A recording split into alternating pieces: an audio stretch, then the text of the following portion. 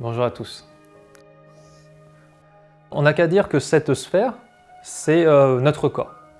Notre corps qui a des liaisons, qui permet en fait de percevoir.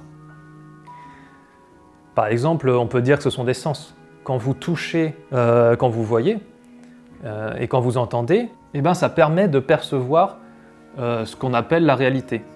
Est-ce que déjà il y a une réalité objective? C'est quelque chose de très troublant ça. Est-ce que quand on perçoit rien, quand on ressent rien, et qu'il n'y a rien qui ressent donc ce qui se passe dans la réalité, pour l'interagir avec, est-ce qu'elle existe? C'est pas évident. Est-ce que alors il y a des théories qui vont dire si je ferme cette pièce et que je m'en vais et qu'elle est dans l'ombre, eh ben, elle va quand même exister parce qu'il y a des interactions entre les particules. Peut-être. Donc Albert, il a un corps, il a des sensations et ça permet en fait de percevoir la réalité.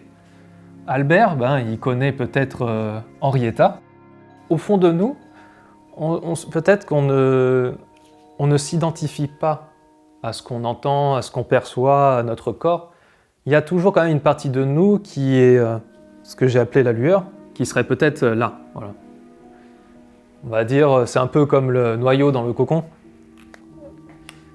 Entre humains, on va avoir tendance à identifier la personne par ses connexions. Et du coup, la personne qui se sent ici, l'être, elle se sent pas forcément comprise. Elle a un certain esprit, elle a une façon de percevoir le monde, ce qu'elle aime, ses goûts, ses couleurs. On devrait, à un moment donné, en tant qu'être vivant, se dire, reconnaître l'esprit dans chacun. Il faut savoir que nous, nos connexions sont plutôt limitées. Vous savez très bien qu'au niveau des yeux, on ne voit que de 400 à 800 nanomètres. Au niveau des oreilles, on n'entend que de 20 à 20 000 Hz. Donc ça veut dire quoi? Ça veut dire qu'il se passe des choses dans cette réalité qui sont en dehors de ces plages du perceptible.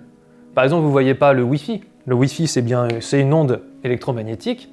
Elle n'est juste pas entre 400 et 800 nanomètres, mais elle est là. Et avec un capteur, vous pouvez le voir. Donc si vous croyez voir que ce que vous entendez, est-ce que vous croyez au Wi-Fi?